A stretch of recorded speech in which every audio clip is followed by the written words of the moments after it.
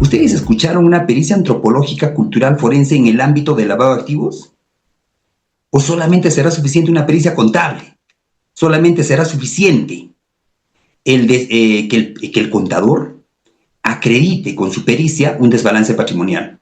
Pero la pregunta del millón es, ¿el desbalance patrimonial es un elemento objetivo del tipo penal lavado de activos, regulado en el decreto legislativo 1106? Y es que eso es lo que se debe discutir, ¿no? Porque muchos casos, y sé que muchos tienen casos solamente con un peritaje contable que evidencie desbalance patrimonial, estamos en juicio. ¿Cuántos miles y miles de soles se desperdician en esos procesos penales? ¿Cuántos? En una hora fiscal, ¿ustedes saben cuánto vale? Una hora de trabajo fiscal.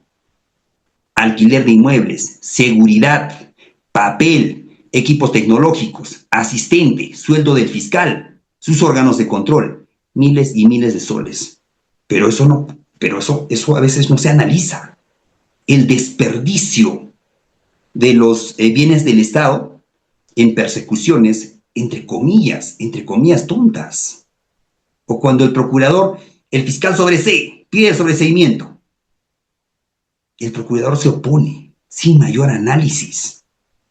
¿Eso es así? ¿Eso debería o no ser sancionado? El maestro Caro Coria señalaba, ¿no?, que en Estados Unidos, estimados amigos, y es cierto, en Estados Unidos se valora el trabajo fiscal. ¿En qué sentido? Muchos casos perdidos, investigación en contra de este fiscal. Un mal fiscal. Muchos casos perdidos. Lo mismo debería desarrollarse en el ámbito peruano, igual con Procuraduría. Oposición, o sea, una oposición quizás sin mayor sustento. Y les voy a contar casos reales, estimados amigos, y qué estrategias se ha utilizado. Y aparte de algunos tips, ¿no? Un tip, por ejemplo, a ver, sobreseimiento. Procuraduría no se puso en el momento. No se puso en el momento. Audiencia de sobreseimiento. Fiscalía sustenta el sobreseimiento, el requerimiento fiscal de sobreseimiento. El abogado, evidentemente en el plazo de ley, absolvió el traslado y le dio mayor fuerza para que ese requerimiento sea declarado fundado. Señor juez, solicito que el requerimiento fiscal se declare fundado bajo los siguientes argumentos en el ámbito de la defensa. Y empiezo a desarrollar. Si Procuraduría no se opuso en el momento, ¿podrá oponerse en audiencia? Todos sabemos que no. Pero ¿cuál es el tip, estimados amigos, para no pasar por alto esto? ¿Ustedes creen que siempre se debe esperar los 3 días para poder apelar o para poder solicitar que se declare consentida esa resolución? ¿El auto de sobreseimiento? Si no hay oposición, el tip, solicítenlo en el momento. Y si Procuraduría pretende oponerse en audiencia, ustedes, un momentito, señor juez, nunca se me ha ocurrido el traslado de alguna oposición de Procuraduría. Si bien es cierto, el proceso es oral, pero también tiene rasgos escriturales. Debía fundamentar por escrito su oposición, ¿no? Entonces no se le toma la palabra. En vista de que no hay oposición, señor juez, solicito que en este acto se emita la resolución que declare consentida el auto de sobreseimiento. En el acto. ¿Para qué esperar los 3 días? ¿Para qué insistir? Pero muchos en determinada sesión compartí esta información y a veces los letrados señalaban, ¿no? No, pero Omar, ¿de qué cobramos? No se trata de eso. Se trata de celeridad y economía procesal, ¿no? Un buen letrado siempre va a tener su cartera de clientes y no vayámonos por ese tipo de tejemanejes, como se llama en el argot norteamericano, ¿no?, para poder generar otro tipo de ganancia, hablando de lavado de activos. Bueno, estimados amigos, sigamos. El tema de hoy, el tema que nos reúne hoy, actos de conversión y transferencia en el delito de lavado de activos. A ver, Omar, siempre me preguntan esto, ¿no?, por interno, ¿por qué? ¿Por qué tú? Y dicho sea de paso, agradezco la confianza de esta prestigiosa institución, Udiápolis, y cómo no, del ilustre Colegio de Abogados de Cañete. ¿Por qué? Porque les voy a contar casos reales. Porque yo he tenido en el ámbito policial intervenciones de más de $500,000 de soles a una sola persona. he estado vinculado siempre a la investigación del tráfico ilícito de drogas. Y el lavado de activos para un agente antidrogas está aquí. Y es más, muchos han trabajado en la DIVILA. Veo que aquí, a ver, colegas, ¿cuál es la frase de la DIVILA? A ver, de la División de Investigación de Lavado de Activos. Que antes solamente lo manejaba la DIRANDRO. ¿No? Miren ustedes, ¿eh? La frase de insumos químicos, por ejemplo, es: sin insumos no hay drogas. Y en lavado de activos siempre será: sin dinero no hay drogas. ¿No? Esa es la frase clásica de la DIVILA, de la División de Investigación de Lavado de Activos. He tenido la oportunidad, a veces no se puede pronunciar los nombres así por los docentes. Un comandante me enseñó lavado de activos en el año 2009, 2010. Miren ustedes, ya estamos hablando de que estaba en vigencia la Convención de Viena, la Convención de Palermo. Miren ustedes, yo me formé en la ley anterior de lavado de activos, ¿no? Pero no ese es el mensaje. El mensaje es cómo es que se promulgan las leyes. Y para ser más certero mi opinión y mi posición, evidentemente, comandante, si usted me está escuchando en este momento, burro era su chapa, ¿no? Y me contaba cómo es que se promulgaban las normas. Ni en la primaria, con tanto alboroto, se emiten documentos, ¿no? Y miren ustedes, y no son solo palabras, ¿no? Entonces no se trata de tomar este tipo de temas a la ligera, ¿no? Más allá, pero Omar, a mí, ¿de qué manera me puede afectar el lavado de activos? ¿Cómo que de qué manera? Si tú quieres comprar un terreno por tu barrio, ¿sabes quiénes elevan el precio de ese terreno y va a ser inalcanzable para el ciudadano de a pie? Estos actos delincuenciales, la minería ilegal, la trata de personas que generan millones, ¿no? O sea, como ciudadano sí me debe preocupar. Hoy por hoy en lugares exclusivos, a veces para una persona que se dedica o trabaja de manera honesta, se hace imposible, inalcanzable, adquirir un bien material, un bien inmueble. ¿Por qué? Porque viene el minero ilegal, ¿no? Y ofrece ¿cuánto está? 20,000. Un ejemplo, y paga. ¿Cuánto está? 100,000, paga. ¿Cuánto está? 200,000, paga. ¿Cuánto está?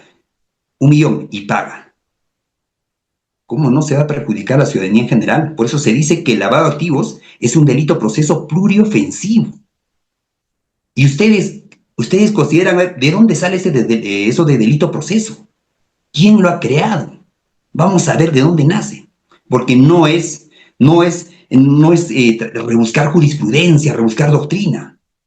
Cuando está el conocimiento al alcance de un clic. Siempre he dicho, para interpretar términos en español, diccionario de la Real Academia y el diccionario panhispánico en temas jurídicos. Y está la respuesta, ¿no? Entonces, cualquier duda, crítica, evidentemente estoy presto a resolverlo.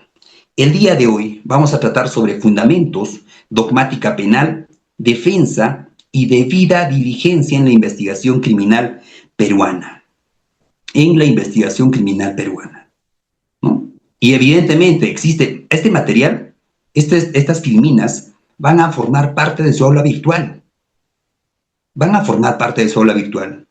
¿No? Y más allá, tengo por ejemplo un manual de lavado de activos muy interesante de la DIRANDRO, manual de investigación de lavado de activos de la DIRANDRO.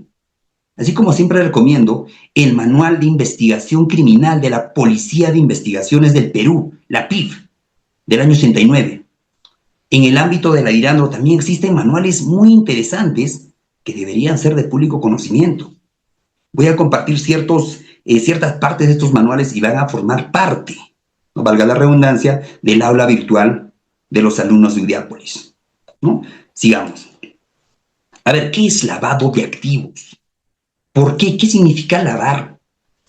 ¿No? ¿Dónde se origina este término? ¿Se origina con Al Capone? ¿Se origina con la mafia siciliana? ¿Se origina con alguna mafia rusa? Porque a nivel mundial es innegable que existen muchas mafias. ¿Ustedes sabían que pueblos enteros, forman parte de un crimen organizado? ¿De una organización criminal? Pueblos enteros, amigos. Cuando la policía va a investigar, Ahí está la panadería, está las tiendas, los locales comerciales. Todos son integrantes de esta organización, todos. Bien difícil investigar en ese tipo de situaciones, en ese tipo de, llamémoslo así, condiciones antropológicas, culturales. Bien difícil, pero no imposible, ¿no? ¿De dónde viene el lavado de activos? Para hablar de lavado de activos, siempre vamos a acuñar el término a lavado de dinero. Pero ¿qué cosa es lavado? Acción y efecto de lavar. Limpiar algo con agua u otro líquido. Eso es lavar. Si ustedes van al diccionario de la lengua española, la RAE, ¿no?, encontrarán que el sinónimo de lavado es lavadura, lavación, lavamiento. Miren ustedes, lavandaria. Escuchen este término, lavandaria, porque después lo vamos a desarrollar, ¿no? Al hablar de Al Capone y Watergate, ¿no? Nixon. Vayan buscando en internet para empaparnos del tema, para entender bien qué cosa es lavado y qué no. Dinero, en la acepción número 8 de su definición en el diccionario de la lengua española, encontramos que dinero en el ámbito económico es un medio de cambio de pago, aceptado generalmente. Miren ustedes, medio de cambio de pago aceptado generalmente. Vamos a hablar también sobre criptomonedas. Vamos a hablar sobre lavado de activos moderno. Porque lavado de activos, eso de a los señores Escobar, ¿no?, de juntar dinero, amasar, eso ya está pasando en la historia. Y vamos a hablar sobre los 3 periodos de lavado de activos y en qué periodo estamos. ¿Estamos preparados para investigar ese tipo de delitos? ¿Cómo desintegrar un código digital? No, estamos hablando de criptomonedas. ¿Cómo llegar a eso? Porque a veces uno se pone a pensar lavado de activos, ¿no? Y es normal, es usual. Imaginarse montones de dinero y detrás de ese dinero una serie de delitos. ¿Y por qué no decirlo graves? Tráfico ilícito de drogas, que en el ámbito doctrinario se le podría llamar narcotráfico. En el ámbito jurídico ese término no va. Es de lo más impertinente. Lavado de dinero. Se podría decir entonces que lavado de dinero es lavar ese dinero. Lavar, simplemente, limpiar el dinero, ¿no? Miren ustedes, ¿y dinero de dónde viene? De denarios. Antes el término en la antigua Roma, ¿no? Cómo se utilizaban los denarios. Y el dinero también tiene sus sinónimos. Hablar de pasta. Miren ustedes. Pasta, mango, guano, maracandacas, marmaja, parné, perras, plata, billete. Tlaco. ¿Y por qué digo que estos sinónimos, por qué hago relevancia de estos sinónimos? Porque a veces, en temas de investigaciones de crimen organizado, miren ustedes, en interceptaciones telefónicas, ¿no?, ¿qué hace el efectivo policial? Conversaciones relevantes, ¿no? Hablaban de pasta, ¿no? Esto en el argot delincuencial se refiere a dinero. Y siempre reclamado, ¿no? ¿Y cómo sabe este señor que pasta es dinero? Aquí está el detalle, aquí está la respuesta, ¿no? Los señores han indicado pasta. Sería interesante una pericia antropológica cultural forense que defina ese contexto, ¿no?, de qué significa realmente un término y cómo y por qué no recurrir al diccionario de la lengua española, donde sabemos que pasta es sinónimo de dinero. Eso no es mucho trabajo. Aquí está la respuesta. Porque en esas interceptaciones telefónicas encontramos otros términos. Miren ustedes, cuartos, guita, money. En el diccionario de la lengua española. No podríamos hablar entre comillas, no es una persona mal hablada, pues ese argot es delincuencial. No necesariamente es delincuencial. Por eso es muy delicado interpretar las realidades de las interceptaciones telefónicas. Muy delicado, ¿no? Para dar un significado quizás arbitrario, abusivo, cuando en realidad se podría estar refiriendo a otra cosa. Su diccionario de la lengua española a un lado, ¿no?, una consulta en línea, impresión, y la fecha y la hora, sabemos cómo citar. ¿Cómo citar? ¿Ustedes vieron en algún informe policial que la policía cite doctrina o cite páginas web de consulta? Es hora que evolucione también eso. La delincuencia ha evolucionado y eso vamos a tratar. Lavado de activos. El término lavado, miren ustedes, proviene de una metáfora de limpiar lo sucio, evidentemente. En el ámbito que hoy nos reúne es limpiar el dinero de origen criminal para que parezca legítimo. Y recuerden bien estos términos. Lavado proviene del latín. A ver, ese término, en el segundo punto, por favor. En el segundo punto. ¿Cómo se pronuncia? Porque aquí si vamos a hablar de docencia, de temas de lavado, de investigación criminal, también vamos a hablar un poco de cultura jurídica. Si uno pronuncia lavare, está muy equivocado, muy equivocado. ¿No? ¿Por qué? Porque en latín la V se pronuncia como U. Lavado proviene del latín lavare, que implica purificar, limpiar. En el ámbito jurídico, y lo vamos a ver también, se prefiere blanqueo o legitimación de capitales. Lavado es un anglicismo, y miren ustedes, derivado de, ese término es americano, money laundering. Miren ustedes, money laundering, porque a veces también nos hacemos problema, diría, ¿no? Pero términos en latín, laundering tiene su origen también latín, que es lavare. Entonces, al hablar de money laundering, estamos hablando igual, lavado de dinero. Muy importante esto, porque esto, estimados amigos, muchas veces se podría tranquilamente desarrollar en unos alegatos de clausura, porque los plenarios, los juicios, también son actos de docencia, actos de aprendizaje, de enseñanza, ¿no?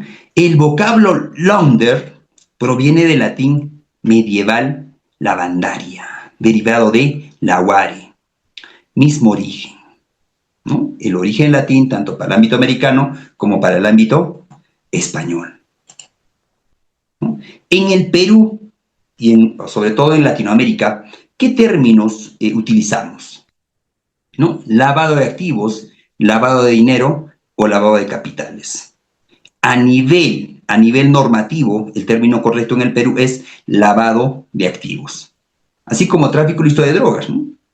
No podríamos hablar en un proceso penal, en un juicio, señor juez, voy a demostrar que este señor es un narcotraficante. ¡Qué vergüenza!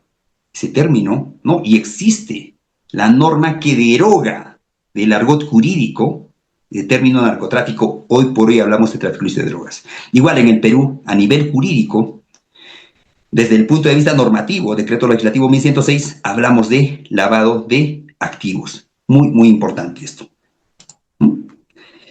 Miren ustedes, al inicio, y ustedes van a escuchar en muchas conferencias, en muchos textos, el maestro Pariona, vamos a desarrollar también dos autores que he colocado en una de las filminas para referirnos al tema de lavado de activos. Sin embargo, si uno recurre al diccionario panhispánico del español jurídico, va a encontrar este concepto, ¿no? En el ámbito penal, en Argentina, Ecuador y Perú, se llama o se define al lavado de activos como un proceso. Por eso se le dice que el delito de lavado de activos es un delito proceso. Por eso se le dice, porque va por partes. Y es más, se dice que el delito de lavado de activos, y lo vamos a evidenciar eso también, que es un delito de más allá en el ámbito subjetivo, que es un delito doloso, o en sus dos vertientes, ¿no? Dolo directo, dolo eventual, y además tiene algo adicional, tiene algo que debe sumar, que debe demostrarse, la tendencia interna trascendente. Vamos a desarrollar eso también. Pero sigamos con su concepto. El lavado de activos es un delito proceso, ¿no? Es un proceso en virtud del cual los activos de origen ilícito, al hablar de ilícito hablamos de delitos, ¿no? De origen ilegal, ¿no? De origen ilícito, se integran al sistema económico legal con apariencia de haber sido obtenidos en forma lícita. Es decir, constituye un mecanismo mediante el cual una persona o una organización criminal que comete un delito busca ocultar, y todos estos términos se desarrollan en nuestro decreto legislativo 1106, o comúnmente llamado decreto legislativo 1106, ¿no? pero el término correcto siempre es la numeración completa, el pronunciamiento del número completo, 1106. ¿Qué busca ocultar, disimular o encubrir el dinero conseguido de su actividad ilícita? Intentando en ese proceso, ¿no? El delito de lavado de activos tiene 3 procesos, ¿no? Intentando en ese proceso dar a esos fondos apariencia de haber sido obtenido legalmente. Primera reflexión. El delito de lavado de activos es un delito proceso. Proceso.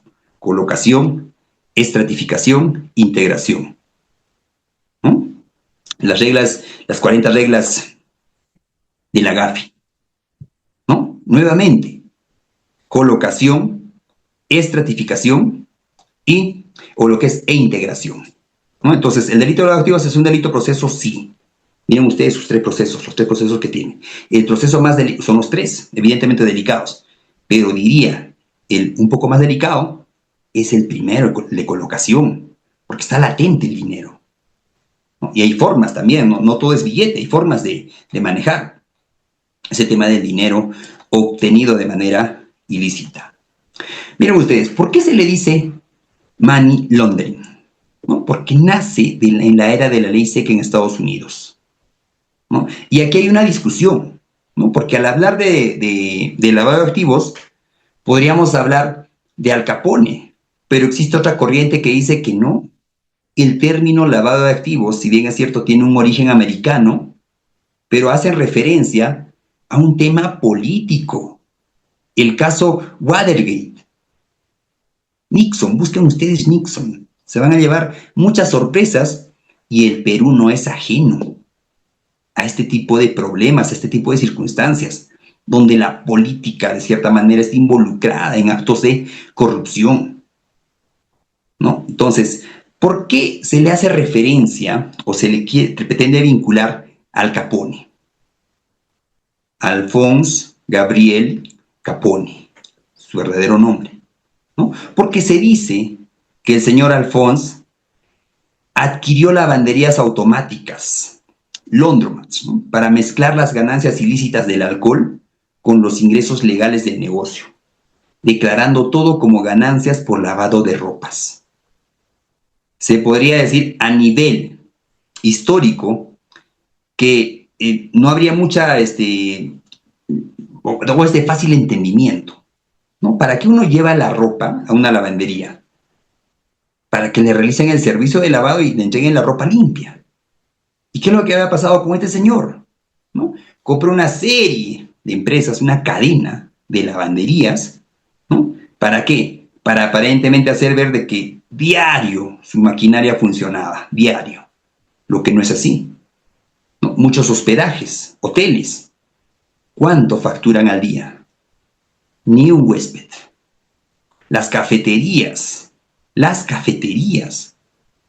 ¿no? ¿Cuánto facturan al día? Miles y miles de soles. Pero no se vende mucho café que digamos, ¿no? Entonces, habría que tener mucha vocación, mucha diligencia para poder dar con los responsables, porque es innegable que se lava dinero, es innegable. ¿No? Y estamos en una delgada línea, estimados señores. ¿Por qué? Estamos en una delgada línea, o una delgada línea separa la impunidad de la arbitrariedad. ¿No? Y no se va a hacer raro, pero creo que pasa a nivel nacional, ¿no? Porque yo he visto este tipo de casos donde los que compran y venden vehículos hoy por hoy están siendo investigados por el delito de lavado de activos, porque han movido una cierta cantidad de dinero que la unidad de inteligencia financiera lo ha detectado como operación sospechosa, comunicó a la Fiscalía de Lavado de Activos, y ¿qué hizo la Fiscalía? Inicia investigación, ¿no? Invirtiendo la carga de la prueba y le dice, demuestra. Así a esa frase conocida, ¿no? De un político aparentemente fallecido, ¿no? Demuéstralo, pues. Demuestra que ese dinero es de origen lícito. Es lo que pasa hoy en día. Al procesado se le obliga a que demuestre que el dinero que movió utilizando entidades financieras legales, ¿no? Ese dinero que movió se le pide, se le obliga a que demuestre que su origen es lícito. Sigamos y no nos perdamos con el caso, un poco de historia, ¿no? Al Capone adquirió sus lavanderías y, cómo no, facturaba de manera diaria. Muy importante esto. A pesar de que no había clientes, facturaba. Pagaba sus impuestos, sí. Sin embargo, ese dinero obtenido aparentemente de manera legal se insertaba, la integración, la última fase, se insertaba al sistema financiero lícito, por lo cual le permitía a este tipo de personas gozar, disfrutar del dinero mal habido, ¿no? Y hoy por hoy tanto se ha luchado contra el alcohol que es una de las drogas que más daño hace, ¿no? Pero es lícito hoy por hoy. Siempre me preguntaba, ¿no? Cuando en mis tiempos en el sistema antidrogas, ¿no? O sea, hay drogas de origen vegetal que aparentemente hacen menos daño. Porque sí me gustaba estudiar eso, ¿no? Esto no hace tanto daño como el alcohol, como el cigarro. Pero el otro es legal. Bueno, ¿qué habrá detrás de eso? Nada limpio parece. El señor se vincula el origen del lavado a este personaje, ¿no? Alphonse Gabriel Capone, siempre, ¿no? Siempre es bueno tener presente este tipo de historias, ¿no? Para reflexionar. ¿Qué nos dejó este personaje a lo que hoy vivimos, a la posteridad? Que la mayor debilidad del crimen organizado, miren ustedes, no reside en sus actos de violencia, sino en el rastro indeleble de su riqueza ilícita. Rastro indeleble. Hay una frase muy bonita del derecho romano. Vamos a ver más adelante, ¿no? El dinero no huele. Rastro indeleble.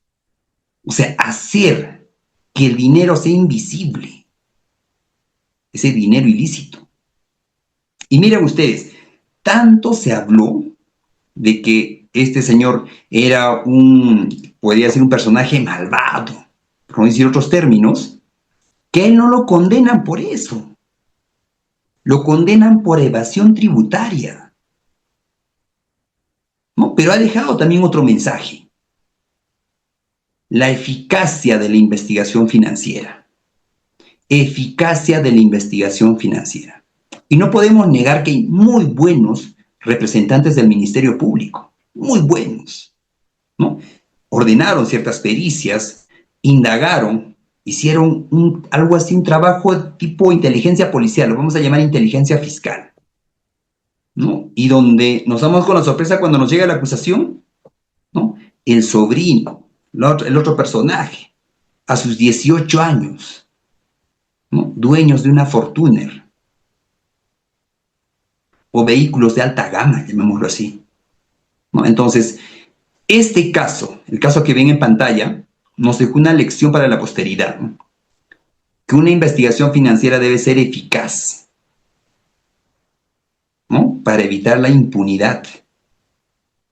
Y miren ustedes, ¿no? Y también nos deja una frase de lo que hoy tanto discutimos en juicio: el desbalance patrimonial, el patrimonio injustificado.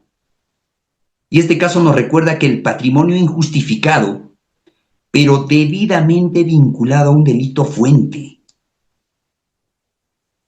Eso es, porque si hablamos de patrimonio injustificado y no vemos ni un delito fuente, podríamos hablar un tema de extinción de dominio quizás, pero delito de lavado de activos no.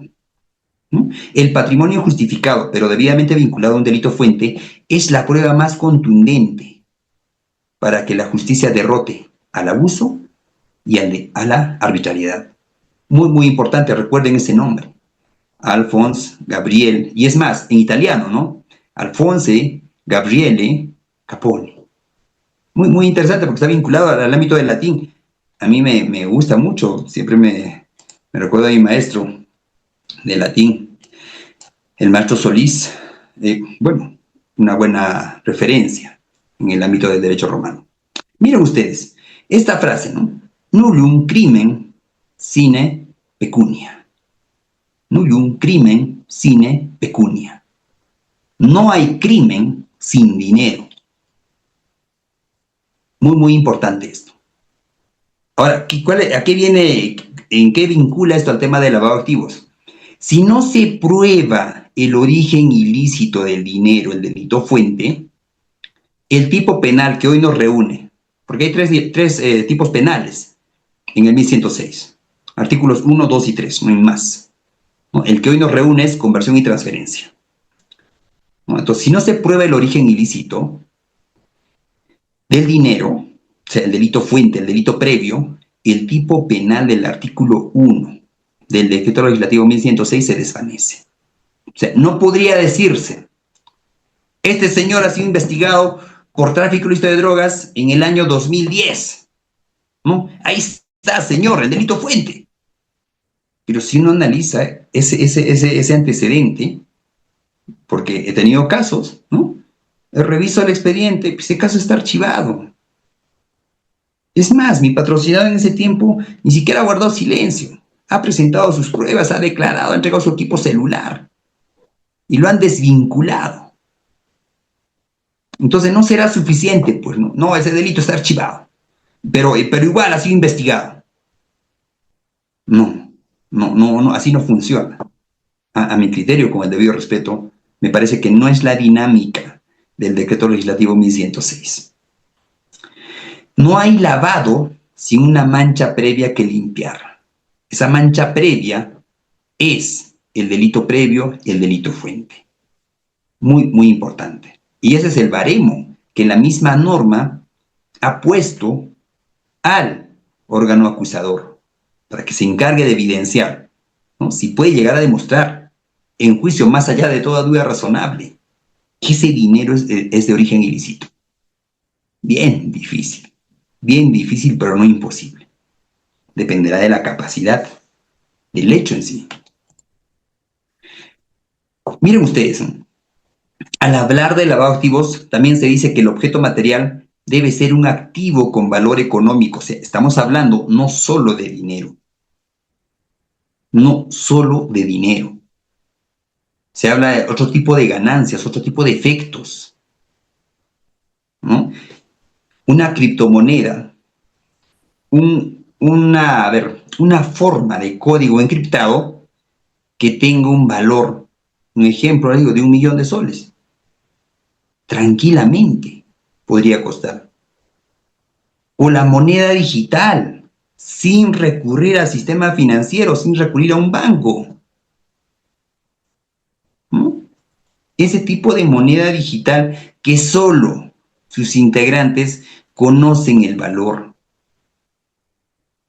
¿No? Entonces, estamos hablando de qué tipo de paraísos fiscales. Los paraísos fiscales, por ejemplo, en los periodos de lavado de activos están en la etapa media, ¿no? Porque tiene un origen artesanal, hay un origen en un periodo medio, y el periodo actual, el contemporáneo, donde el paraíso fiscal tranquilamente podría denominarse paraíso fiscal digital.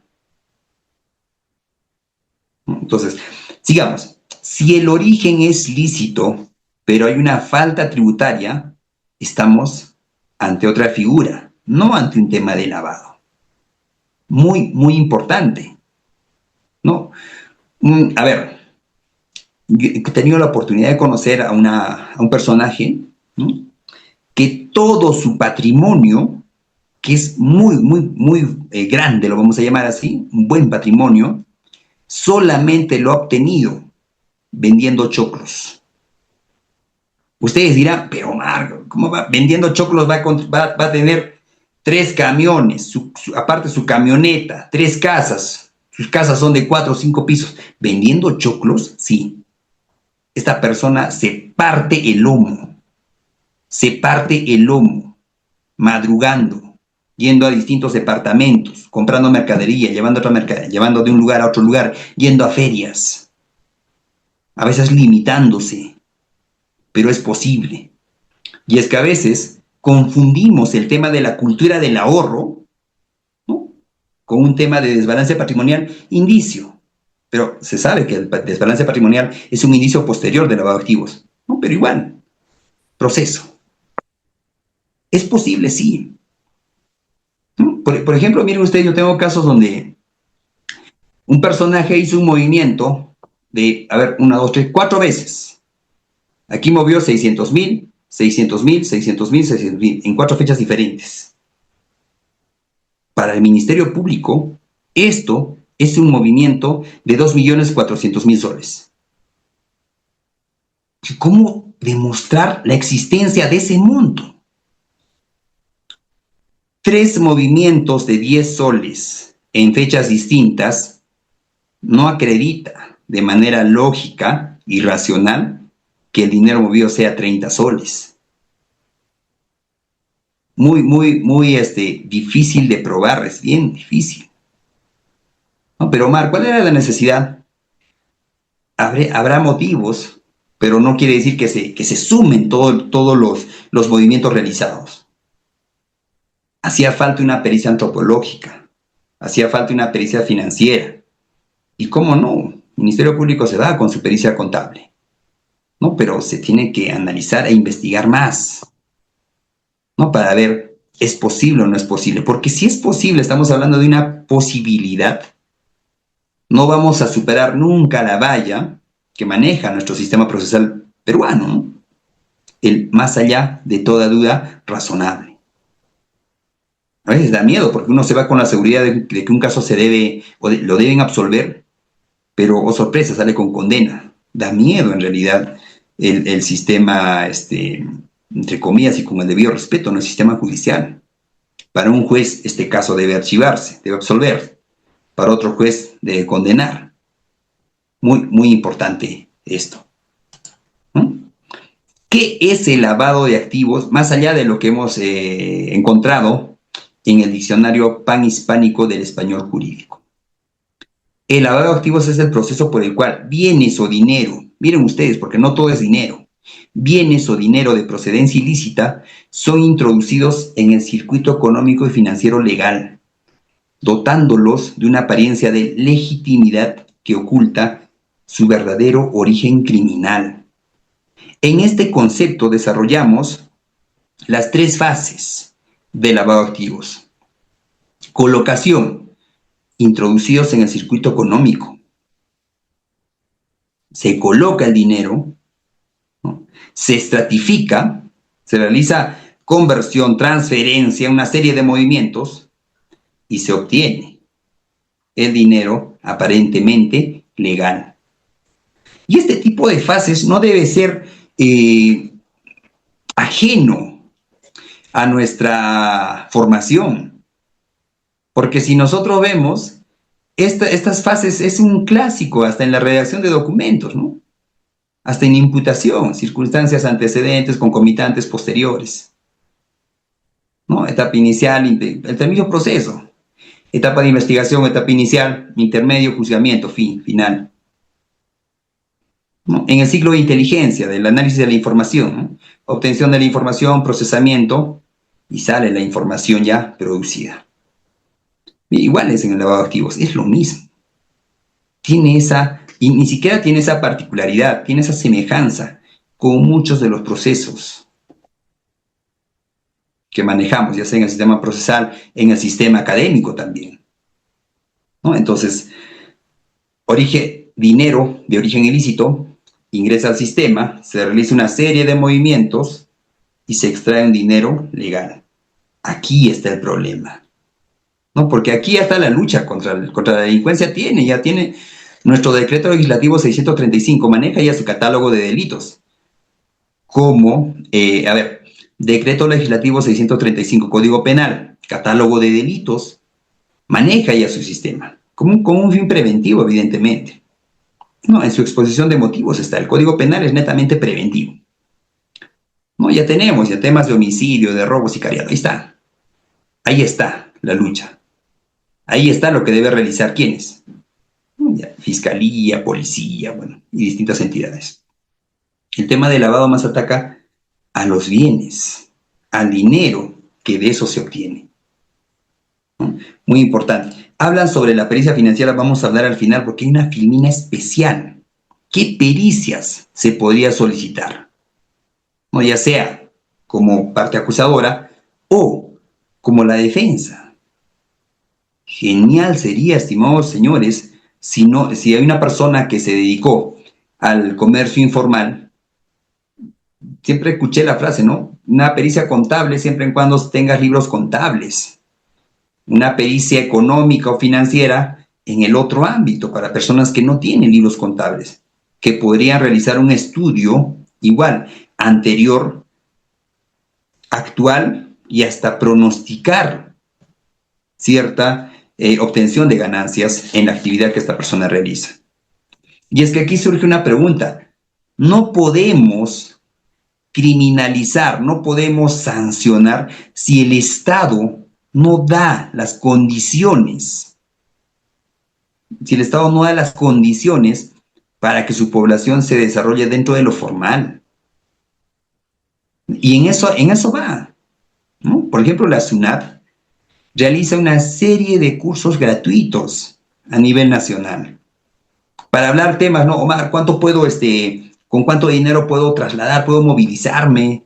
¿Qué dice la SUNAT? La SUNAT da cursos, inclusive podría decir diario, porque ese es el deber del Estado, garantizar que el ciudadano pueda desarrollar sus actividades en el ámbito formal. Y si no garantiza, todo va a ser lavado de activos, el Estado se desmoronaría, ¿no? Sin garantías.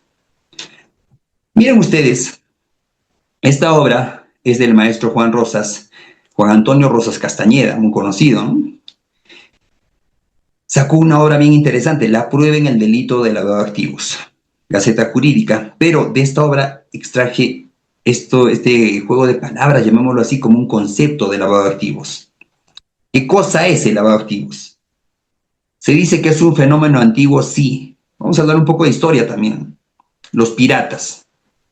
¿Ustedes sabían que los piratas trasladaban dinero de los gobernantes? Porque se habla de los piratas, ¿no? Se habla de los piratas como los malos, como los asaltantes, pero también tiene su otro lado. Siempre han sido vinculados a los gobernantes, al dinero de los gobernantes. ¿Qué necesidad habría de que un gobernante trabaje con un pirata? ¿No? Esto permite inferir que ese dinero era un dinero mal habido, era un dinero de la corrupción, ¿no? Entonces, el lavado de activos es un fenómeno antiguo. La actividad delictiva siempre ha estado encaminada al aprovechamiento de las ganancias obtenidas ilícitamente. Y es más, recuerden ustedes el término, busquen en cualquier buscador, en cualquier página web buscador, Watergate. Es un caso político. Se podría decir que el lavado de activos, desde el ámbito quizás académico y del ámbito denominativo, llamémoslo así, se ha dado a raíz de un problema en la política vinculado a temas de corrupción. Entonces, no es tanto de que los gángsters, ¿no?, hayan originado el tema del lavado de activos. No, siempre el lavado de activos ha estado vinculado a temas de política, siempre. Miren ustedes, y los estados siempre han considerado necesario atacar las ganancias del delito para desalentar su comisión. Así ya en la antigua Roma se hablaba del pecunia non olet. ¿Se acuerdan el término el dinero no huele? De ahí viene, de ahí nace esta frase, ¿no? O esta frase nace de esta. Pecunia non olet, el dinero no huele. Y esto es que el dinero no suele tener rastros que denoten su origen. Claro, porque cuando uno recibe un pago por cierta actividad, no sabes de dónde se ha originado ese dinero. Puede ser un tema de extorsión, de trata de personas, de corrupción, de minería ilegal. El decreto legislativo 1106 nace a raíz de la minería ilegal en la Amazonía peruana, ¿no? Es muy importante tener en cuenta esto, ¿no? Entonces, esa frase pecunia non olet habla de que el dinero no huele. El dinero no suele tener rastros que denoten su origen, tampoco cuando procede de un delito. Y el origen de esta frase también es bien peculiar, ¿no? Porque se acuña a un gobernante que, entre comillas, llamémoslo así en el argot, a ver, en el argot policial, jeve, ¿no? Un jeve, un conchudo, dice, pecunia non olet. Si el dinero no huele, ¿quién va a saber que este dinero proviene de tal actividad ilícita? ¿No? Por otro lado, señala también el maestro Rosas Castañeda, es el marco, miren ustedes, del desarrollo y consolidación del sistema económico actual, el sistema capitalista moderno. ¿Qué es? ¿Cuál es ese marco? El lavado de activos empieza a mostrar sus efectos desestabilizadores en el sistema, emparentándose con el fenómeno de la criminalidad organizada. Vamos a hablar un poco también sobre el contador del crimen, ¿no? Porque para mover grandes cantidades de dinero necesariamente necesitamos a profesionales vinculados a esa actividad. Y es innegable que hay contadores al servicio del crimen. Es innegable, es innegable. Es innegable también que hay abogados al servicio de la delincuencia organizada. Teniendo como propósito no solo el aprovechamiento de las ganancias de origen ilícito, sino la reproducción del ciclo criminal. Si no se pone un alto a esto, el ciclo va a continuar. Si uno indaga sobre el delito de trata de personas en el Perú, se le va a poner la piel de gallina. Porque lo que hoy por hoy está sucediendo en la Amazonía peruana, en zonas de altura, en zonas de minería, es horrible, es de terror, ¿no? Entonces, ahí la frase, ¿no? De la Biblia, ¿no? Sin dinero no hay lavado. Sin dinero no hay lavado. Atacar el dinero, ese es el objetivo. Por eso es que nace también este decreto legislativo 1106, más allá de su evolución normativa. Más allá de su evolución normativa. El maestro Raúl Parión Arana, en su obra El delito de lavado de activos, comentarios, artículo por artículo del decreto legislativo 1106, señala, y miren ustedes, ¿no?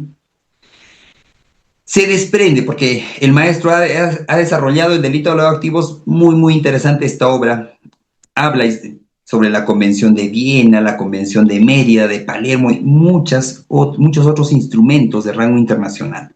Pero esta frase es bien interesante, la van a encontrar en su página 78. El Ministerio Público, miren ustedes, tiene el deber de probar que el origen ilícito de los bienes proviene de uno de los delitos concretos señalados en el artículo 10 de este decreto.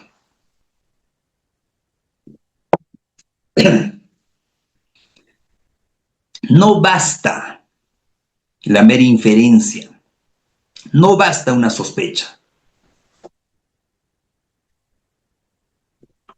Porque si hay una sospecha, ¿no? Y no hay no se supera ese baremo del más allá de toda duda razonable, estamos hablando, inclusive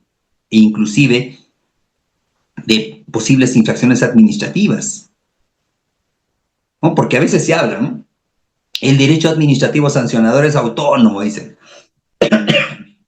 Perdón. Y en el ámbito penal también, ¿no?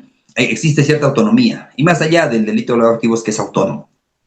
Pero no es así, así no se debe manejar. Busquen doctrina colombiana sobre derecho disciplinario, derecho administrativo, inclusive hay doctrina española muy interesante. La potestad punitiva del Estado tiene, podríamos decir, distintas fueros.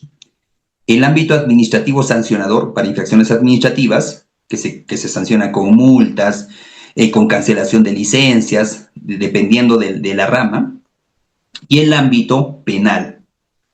Pero muchos lo ven así, de manera, cada uno de manera autónoma. Es cierto, pero no debe ser esa forma de ver el derecho punitivo, ¿no? Administrativo y penal. Debe ser así. Por eso se dice que el derecho penal es de última ratio. Porque el derecho administrativo sancionador está en primera línea. Verificar infracciones administrativas. Y posterior a ello está el derecho penal de última ratio. Por eso Nos enseñan desde la universidad, ¿no? Desde la universidad, el derecho penal es de última ratio, es lo último. Entonces, si no se demuestra el origen ilícito de estos bienes, ¿no?, que proviene de uno de los delitos concretos señalados en el artículo 10 siempre lo van a escuchar en temas de lavado de activos, ¿no? Para interpretar el artículo 1, 2 y 3, que son los tipos penales del decreto legislativo 1106, siempre debemos enfocarnos en el artículo 10. Ahí en el artículo 10 y esos 3 artículos vamos a encontrar de que el delito de lavado de activos en estas 3 modalidades es un delito en el ámbito subjetivo doloso. Se requiere dolo o dolo eventual, dolo de primer grado o dolo eventual, y aparte la tendencia interna trascendente, que lo vamos a desarrollar también porque es muy interesante. El delito de lavado de activos es de tendencia interna trascendente, ¿no? Sin embargo, el deber del Ministerio Público es probar que el origen ilícito de los bienes proviene de uno de estos delitos regulados en el artículo 10. Una obra muy recomendada del maestro Pariona, evidentemente de obligatoria lectura, si es que litigamos en este rubro. Miren ustedes, hablamos de casos. Siempre los casos han sido vinculados, en la humanidad han sido vinculados al tema de la política, ¿no? ¿Quiénes no ocultaban sus riquezas para evitar impuestos? ¿No? Si uno ve, ni siquiera es necesario ver películas, ¿no? Si uno ve películas va a ser fácil o de fácil inferencia que siempre en la antigüedad ocultaban sus riquezas. ¿Para qué? Para evitar el pago de impuestos y confiscaciones. Y dicho sea de paso, por ejemplo, la extorsión nace del gobierno, pero es una extorsión legal, ¿no? Cuando hablamos de extorsión siempre hablamos, no, extorsión, lo malo, no. La extorsión nace del gobierno. Que se haya utilizado para otros ámbitos, sí. O sea, hablaríamos de una extorsión legal y una extorsión ilícita, ¿no? Legítima y la ilícita, o ilegítima, llamémoslo así, ¿no? Ocultaban sus impuestos, ocultaban sus riquezas para evitar pagar impuestos. Miren ustedes, ¿eh? Venta de indulgencias, y es un caso muy sonado en el Perú, ¿no? Venta de indulgencias en la Edad Media, o el ocultamiento de botines, ¿no? Piratas. O sea, no, es innegable que el lavado de activos esté vinculado a aspectos del gobierno. Esto lo vamos a pasar rápidamente. Hablamos de ciudadano Alfonso Gabriele Capone, ¿no?, de origen italiano, que utilizaba lavanderías automáticas para mezclar el dinero del tráfico de alcohol con ingresos legales. Aparentemente todo ese dinero que él disfrutaba era producto de sus lavanderías, ¿no? ¿Existió una respuesta formal frente a ello? Claro. 1988, Convención de Viena. Efectivo policial que labora en la unidad antidrogas es como su Biblia, debe conocer al derecho la Convención de Viena. 1988. ¿Por qué? Porque el lavado de activos nace de la lucha antidrogas, de la lucha contra el tráfico ilícito de drogas, antes llamado narcotráfico. Después, en el Perú, evidentemente, habrán escuchado de la ley 22.095, ¿no?, enfocada solo en el narcotráfico. Hablamos de la ley 27.765, hasta el actual decreto legislativo 1106. Hasta el actual decreto legislativo. Hay un cuadro más interesante que esta filmina. Miren ustedes, este cuadro es en el ámbito internacional. Esta es la línea de tiempo del lavado de activos. Y hablamos desde épocas de antes de Cristo, ¿no? Hay mucha doctrina que habla sobre cómo los comerciantes ocultaban su riqueza de las autoridades. ¿Para qué fin? ¿O con qué fin? No pagar impuestos. Entre la década, de los 20 a los 33, en los años 20 a los años 33, en Estados Unidos se habla sobre crimen organizado, que el crimen organizado genera fortunas masivas. ¿De qué? Del alcohol ilegal. Habrán escuchado esta frase, estimados colegas, ¿no? Siempre lo prohibido da más dinero. Siempre. Siempre lo prohibido da más dinero, ¿no? Prohíbes algo, ya, por lo bajo. No sé, los que han tenido la oportunidad de viajar a Cuba, por ejemplo, ¿no? A ver, no me dejarán mentir. Allá es bien difícil encontrar la línea de internet, ¿no? A ver, viajen a Cuba y encuentren una cabina de internet. Bien difícil. Tienes que comprar la línea como si estuvieras comprando droga, ¿no? Entonces, lo prohibido siempre va a generar ganancias, y cómo no, de manera ilegal, o abundantes ganancias de manera ilegal, ¿no? Se popularizan métodos de ocultamiento financiero. Y desde esos años, miren ustedes saben, a ver, habrán escuchado siempre, ¿no? Los paraísos fiscales de Suiza, por ejemplo. ¿Desde qué años ya se hablaba de ese tipo de lugares donde se podía almacenar, llamémoslo así, dinero con altos estándares de privacidad? En 1970 se crea o se genera la ley del secreto bancario en Estados Unidos. Primera norma que obliga a las instituciones financieras a registrar y reportar operaciones sospechosas.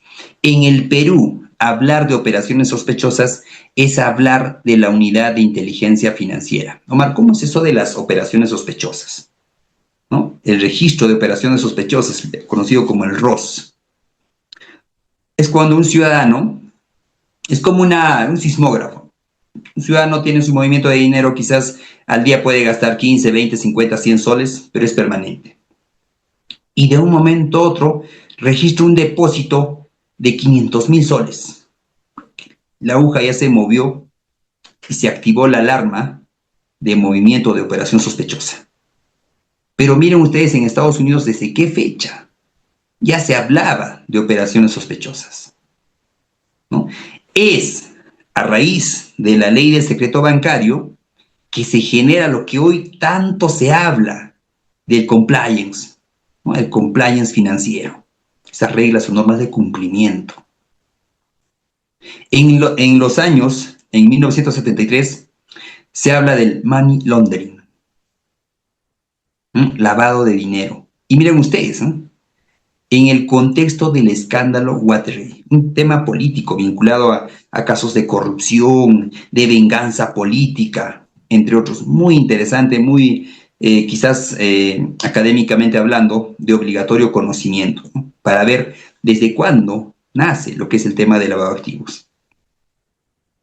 En el 86 se habla de una ley de control de lavado de dinero en Estados Unidos. Es decir, se podría decir que Estados Unidos es el primer país en tipificar el delito de lavado como un delito autónomo. Hasta 20 años de prisión se señalaba.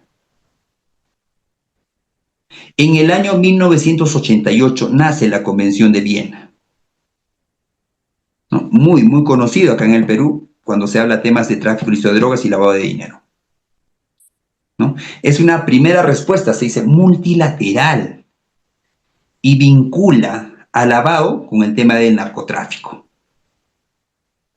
Y obliga a los estados, y por eso es que en el Perú, desde ese entonces ya se hablaba ya de un tema de encubrimiento y otros delitos.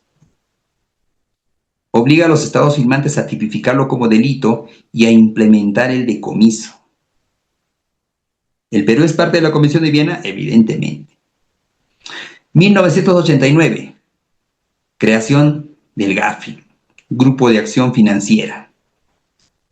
Primer organismo intergubernamental especializado, ¿no? Y publica sus 40 recomendaciones en 1990. Al hablar de lavado de activos siempre vamos a hablar Convención de Viena. Miren ustedes, las 40 recomendaciones, el GAFI, Convención de Palermo en el año 2000.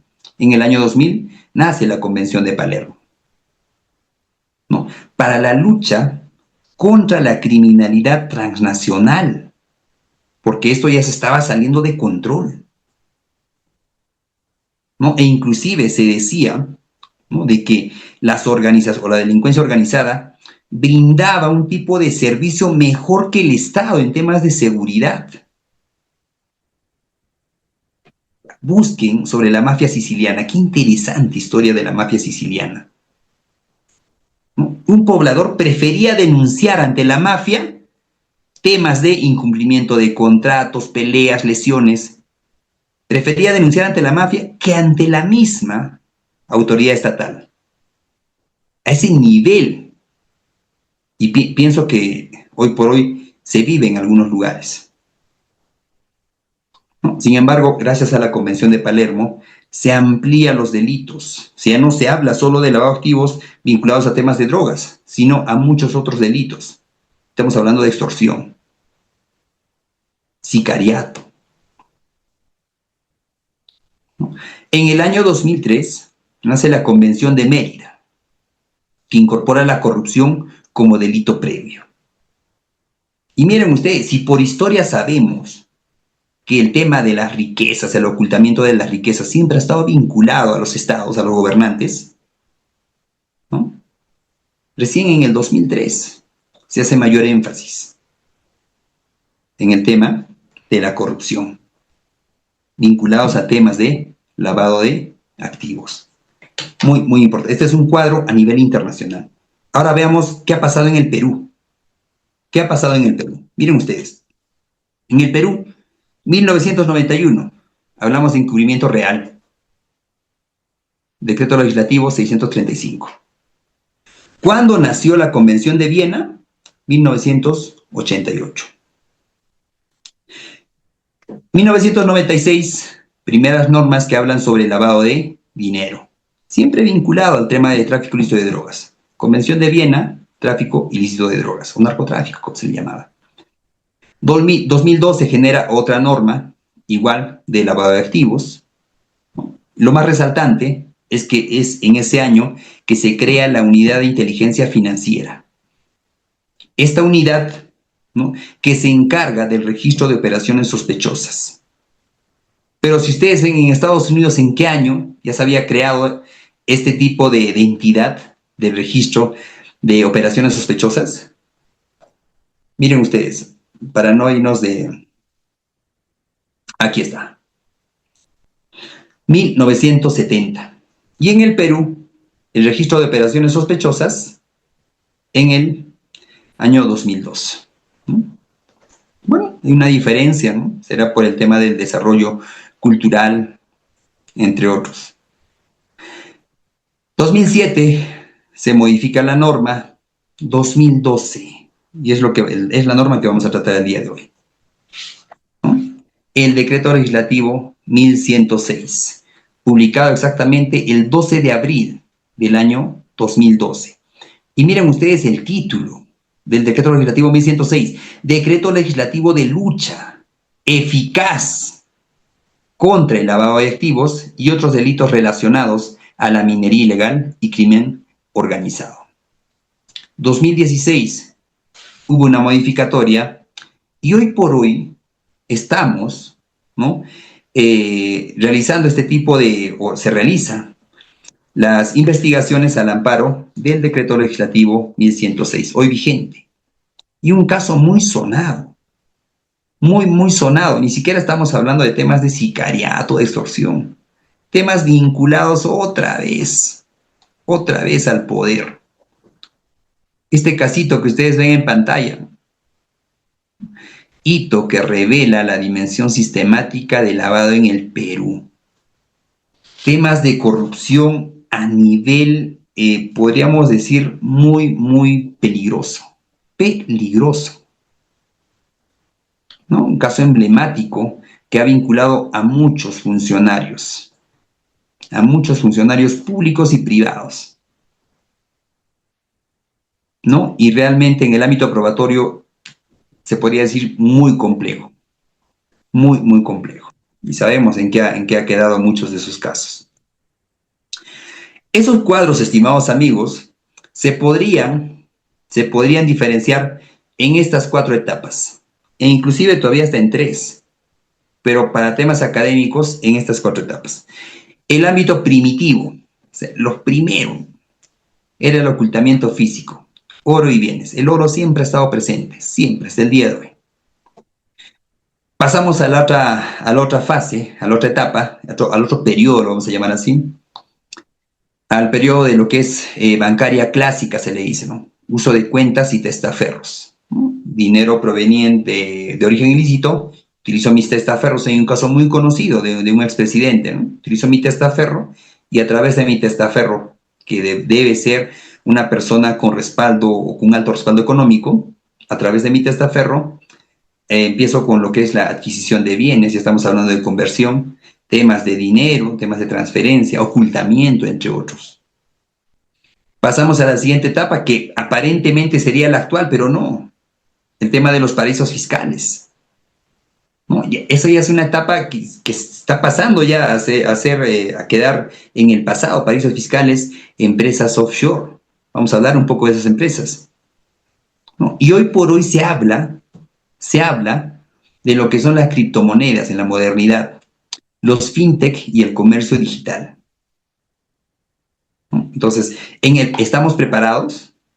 A ver, a veces muchos criticamos la función fiscal, ¿no? La fiscalía, el Ministerio Público, hasta nuestros jueces no estarán preparados para tratar este tipo de temas. ¿A quién le consta que este juego de código, es una criptomoneda, tenga un valor de 1 millón? ¿Ustedes creen que el creador de este código va a venir a declarar? Y es más, ¿podremos llegar a dar con el creador?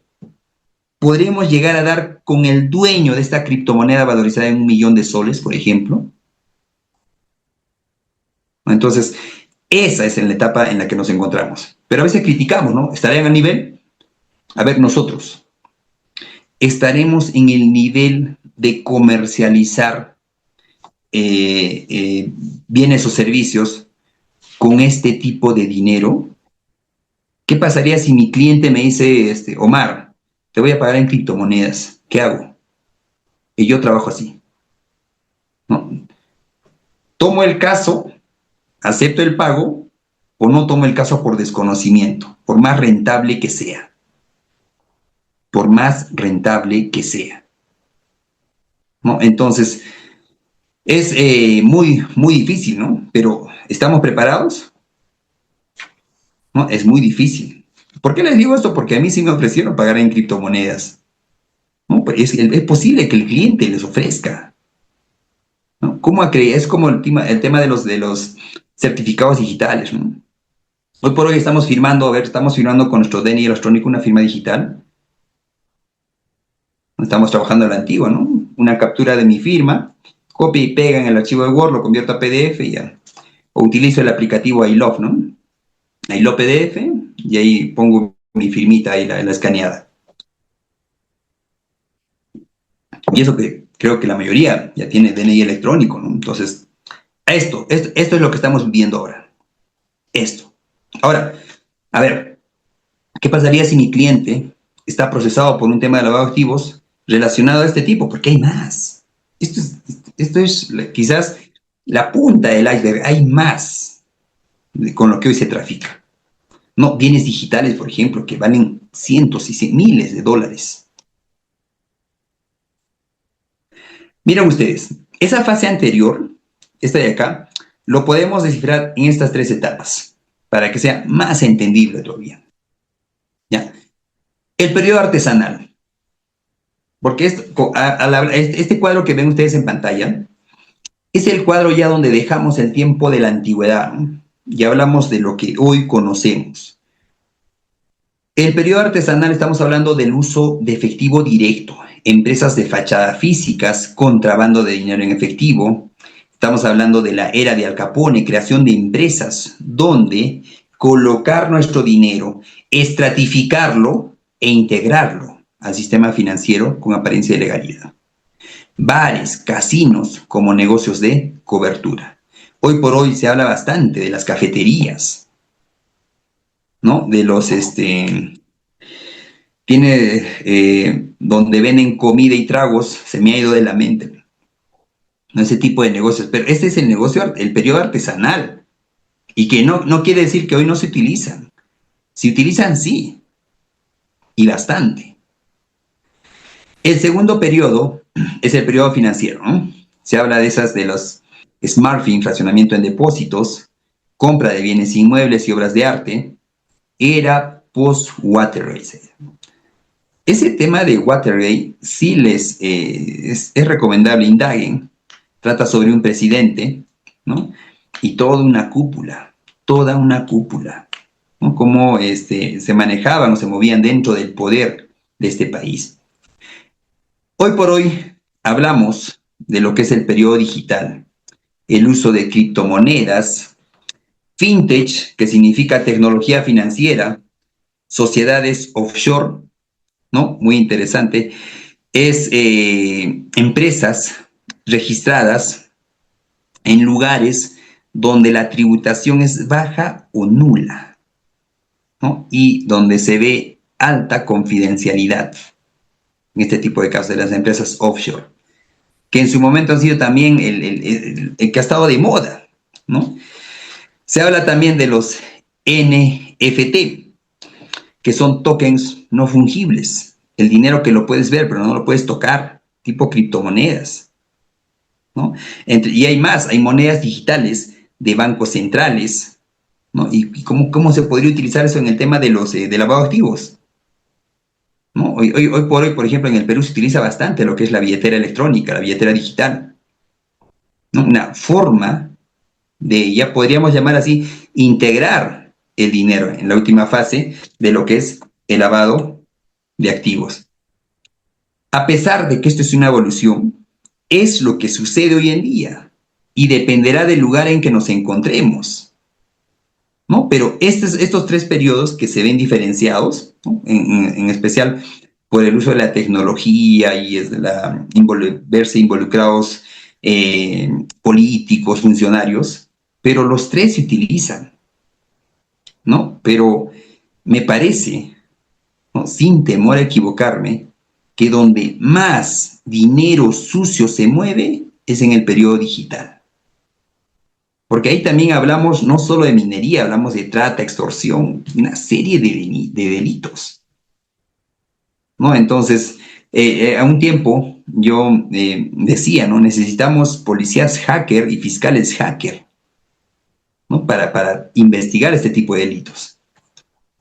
Miren ustedes, lo que les decía sobre la modernidad, ¿no? Porque ya es muy conocido, hasta quizás cualquiera lo podría hacer, me parece.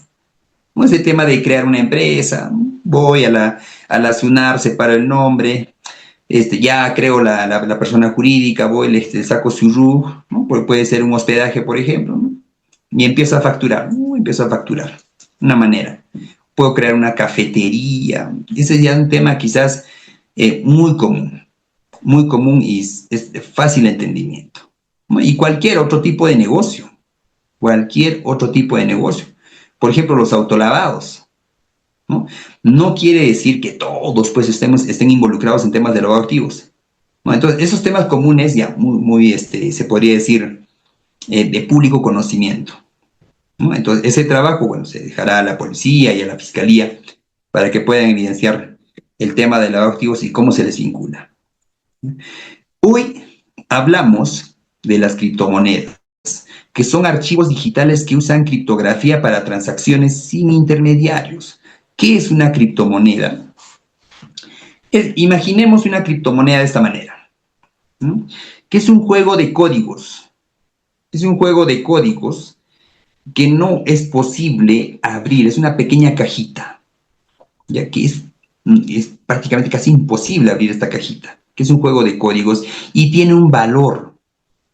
Tiene un valor porque tiene identificadores que le dan ese valor. En el ámbito del tráfico ilícito de drogas, ustedes habrán visto que estos paquetes tienen logos en alto relieve, como haciendo ver de que esto es de tal empresa, ¿no? Y por eso este logo garantiza la calidad. Es igual en los vehículos, por marcas, ¿no? Hablamos de marca, digamos, americana, brasileña, china, ¿no? No, ¿qué? Estamos hablando de una marca muy conocida. Uy, tiene repuestos por todo lado, no me conviene más esto. Es igual en el ámbito de las criptomonedas, ¿no? Tienen identificadores que el solo hecho de saber de dónde proviene le da o permite establecer su valor real. Muchos dirán, uy, ese mundo debe ser nuevo, habrá que especializarse, sí, pero también ha habido estafados en el ámbito de las criptomonedas. Han comprado criptomonedas con un alto precio y en el acto, en menos de 2 días, en cuestión de minutos, se ha devaluado y prácticamente ha sido basura. ¿No? Entonces, no podemos también sentir mal, ¿no? Yo desconozco esto, no. Hay personas que, entendidos en la materia, han sido estafados con las criptomonedas, ¿no? El tema de las fintech, tecnología financiera, plataformas digitales que ofrecen servicios financieros, aplicativos y billeteras. Miren ustedes, ¿eh? Eso de las fintech, estamos hablando de quizás entidades privadas que trabajan al margen de la ley, ¿no? O sea, ese dinero no se va a integrar o no se va a, digamos, colocar, ¿no?, en el sistema financiero legal. No existe otro sistema financiero ilegal, llamémoslo así. No, simplemente aquí utilizan ese tipo de control. Cállese, conozca a su cliente. ¿No? Muy interesante ese tema de las tecnologías financieras. Pero igual, hay muchos conocedores que han sido estafados. ¿No? Ustedes sabían, por ejemplo, en el ámbito de las estafas, que un multimillonario se ha comprado la Torre Eiffel. Miren, se supone que es un empresario conocido, multimillonario, que conoce el negocio. ¿Cómo no va a conocer qué bien se puede adquirir y qué no? Han vendido la Torre Eiffel. ¿Quién lo compró? Un multimillonario. Y a las finales salió estafado. Bueno, entonces las estafas están al orden del día. Shell Companies, empresas fantasmas, empresas fachadas, ¿no? Sociedades sin operaciones reales ni activos físicos. Se utilizan para simular actividades comerciales y justificar ingresos de origen criminal. Esto de acá es muy conocido en el ámbito de la minería ilegal. ¿Por qué? Porque existen muchas empresas mineras, ¿no?, que han, llamémoslo así, concesionado, determinado, tienen otro término, se me va de la mente, pero han adquirido derechos sobre ciertos terrenos.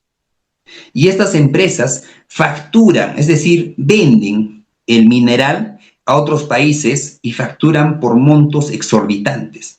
Pero si uno va al lugar, a esos terrenos, va a encontrar que ni una rama se ha movido. Es similar a Shell Companies, empresas fantasmas, ¿no? Entonces, estas empresas han sido creadas para hacer mover el dinero prácticamente. Y esto es lo que pasa hoy en día, sobre todo con los jovencitos, ¿no? Y a ustedes puede que les hayan ofrecido, y si no les han ofrecido, les van a ofrecer, ¿no? Oye, Juan, mira, me han bloqueado, he sido investigado, qué sé, por X motivos, ¿no? Te quiero poner como gerente de una empresa, yo te voy a pagar 8,000 soles mensual. Tú solo tienes que firmar. 8,000 soles mensuales. ¿Y qué voy a hacer? ¿Solo firmar? Sí, vas a representar nomás. Y es lo que pasa hoy en día. Con los nombres de estos incautos, mueven, facturan millones y millones. El problema es que te generan una deuda con la SUNAT impagable. Y a las finales tú firmaste. Acabaste tu quinto de secundaria. Eres un ciudadano capaz, ¿no?, para poder realizar ese tipo de operaciones. Los NFTs, miren ustedes, se le llama tokens no fungibles, certificados de propiedad de activos digitales únicos. Compras un archivo digital y el precio está ahí. Y así es como comprar, por ejemplo, el mineral. El mineral lo puedes comprar y lo puedes ocultar, ¿no? Total, ahí está tu patrimonio. En el ámbito digital se da lo mismo. Es conocido como los NFTs, tokens no fungibles, ¿no? El comercio de arte digital con precios inflados artificialmente. O sea, solo uno sabe el valor. Quizás una persona que no conozca en el ámbito digital este tipo de bienes, esto sea basura. Es posible que tú te encuentres, miren ustedes, acá tengo unos dispositivos, es posible que tú te encuentres un dispositivo de almacenamiento externo. Te insertes a tu computadora y no encuentres nada, porque sabemos que las carpetas se pueden ocultar. Existen maneras de ocultar carpetas, más allá de archivo oculto. Yo no estoy hablando de archivo oculto. Estoy hablando del código ASCII, código 255, ¿no? Puedes tú estar vacío y lo puedes botar, lo puedes perder. Pero puede aquí existir un archivo digital valorizado en millones, ¿no? Entonces, solamente los entendidos en este tipo de bien digital conocen el valor y lo pueden comercializar. Esto no necesita, podemos decir así, una tarjeta de propiedad, así como un testimonio, una escritura pública, no. Miren ustedes, ¿no? Este tipo de los NFTs también. Los CBDCs, monedas digitales de bancos centrales, ¿no? Versión digital del dinero físico emitido por un banco central, que el Banco de la Nación también está dando la hora, se podría decir, pero también pueden ser utilizados para ese tema del lavado de activos en su fase de integración. Muy, muy importante esto, muy, muy importante. Sigamos, amigos. Fases de lavado, ¿no? Y aquí ya entramos a tallar sobre lo que, miren ustedes, los dos recuadros en el lado derecho. Colocación, estratificación e integración, las fases de lavado de activos. La primera fase, colocación, es introducir el dinero sucio en el sistema legal, en bancos o comercio. No, se habla del pitufeo, ¿no? Depósitos en pequeñas cantidades, para evitar ser registrado como operación sospechosa. Se puede mezclar los ingresos con negocios de mucho flujo de efectivo. En esta fase, el riesgo es mayor, porque el dinero está ahí. Estamos hablando de Perú, por ejemplo. En el Perú se habla muy poco, pero no quiere decir que no se dé el tema de del cyber laundering, ¿no? Que es lavado de activos digital, ¿no? No quiere decir que no se dé. Sin embargo, si hablamos en términos comunes, el tema de la colocación es donde se tiene mayor riesgo y quizás son más vulnerables, ¿no? Porque el dinero físico está ahí, es rastreable, ese dinero está ahí latente. En la segunda fase estamos hablando de la estratificación, borrar el rastro creando capas de transacciones complejas, depósito tras depósito. Y miren ustedes, aquí se configuraría el tipo penal de actos de conversión y transferencia. Comprar un terreno, transferir el dinero, comprar bienes, obras de arte, activos, entre otros. Se podría dar el tema de transferencias internacionales. ¿Se acuerdan que hablamos de las empresas fantasmas en otros lugares? O de las offshore, ¿no? Donde se crean empresas en lugares donde la tributación es baja o casi nula, o nula prácticamente, ¿no? Aquí en el ámbito de la estratificación se da los actos de conversión y transferencia, ¿no? El tipo penal que hoy nos reúne el artículo 1 del decreto legislativo 1106 es en esta fase de estratificación. La tercera y última fase es la integración. Es una vez que el dinero ha sido colocado en el sistema, movido en el sistema a través de ciertas empresas, a través de ciertos actos de conversión o transferencia, una vez que el dinero haya sido procesado, en pocas palabras, empieza a salir el dinero limpio.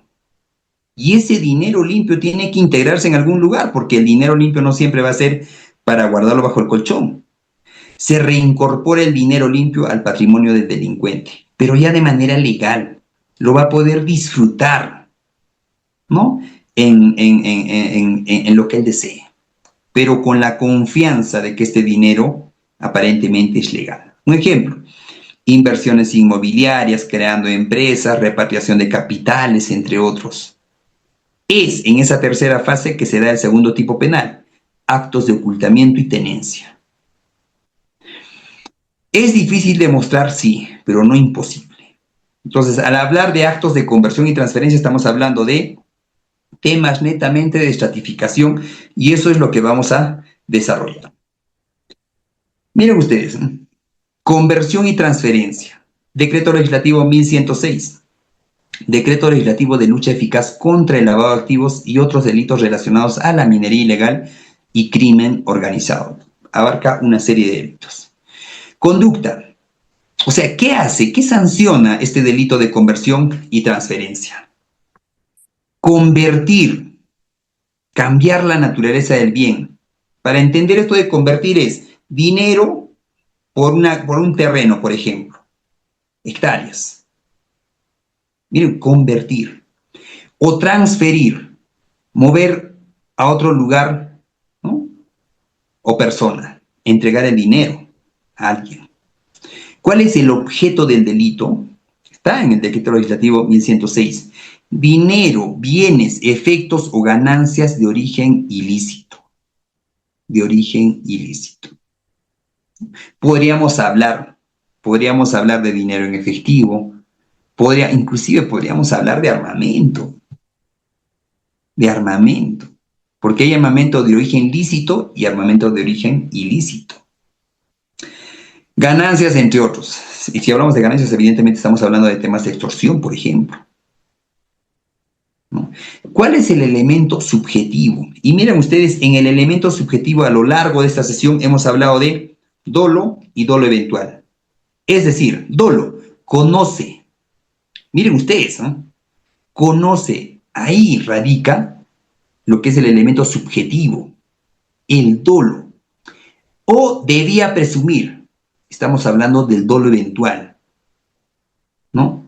¿Podría inferir de que este dinero es de origen ilícito? Sí, pero me ha llegado altamente, ¿no? En total, no se van a dar cuenta, porque puedo ver un tema de la ignorancia deliberada, ¿no? O sea, puedo hacer ver que yo no sabía de todo, pero usted es economista, o usted es abogado, o usted es contador, usted ha sido fiscal, usted ha sido policía.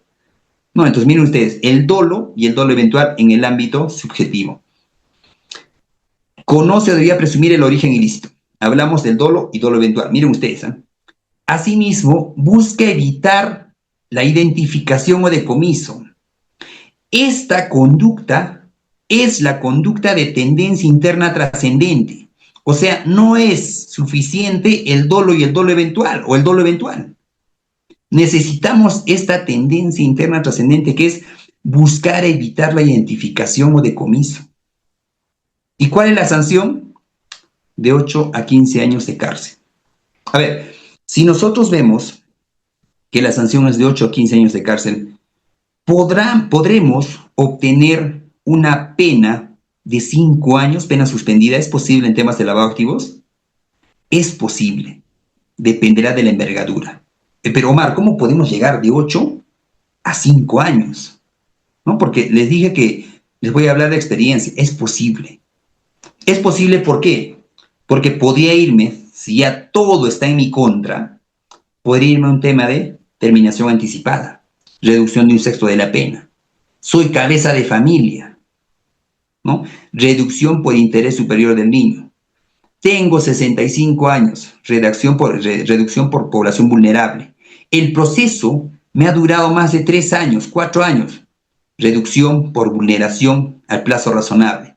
Tranquilamente podría llegar, que son casos excepcionales, pero podría llegar a una pena de 5 años, pena suspendida, ¿no? Entonces, muy importante y a tener en cuenta esto, ¿no? Siempre en estos tres, porque son los 3 delitos que regula el decreto legislativo 1106, conversión y transferencia, ocultamiento y tenencia y transporte y traslado.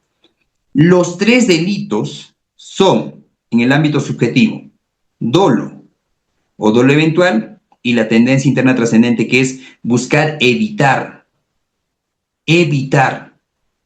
¿no? Su identificación. La pena en los 3 es de 8 a 15 años. Muy, muy importante esto. Sigamos. Y miren ustedes, al inicio hablé sobre el desbalance patrimonial. Si hay desbalance patrimonial, o sea, si se ha evidenciado desbalance patrimonial, si el Ministerio Público entregó toda la información, eso de los sesgos de los peritos también es otro tema, ¿no? Son los sesgos institucionales. Sí, invito a su lectura.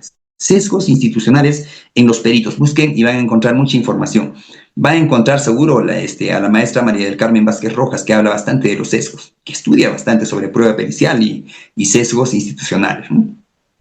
Si el perito contable en su pericia, en su informe pericial, arrojó como resultado desbalance patrimonial, ¿Este desbalance patrimonial es suficiente para una condena en el delito de lavado de activos?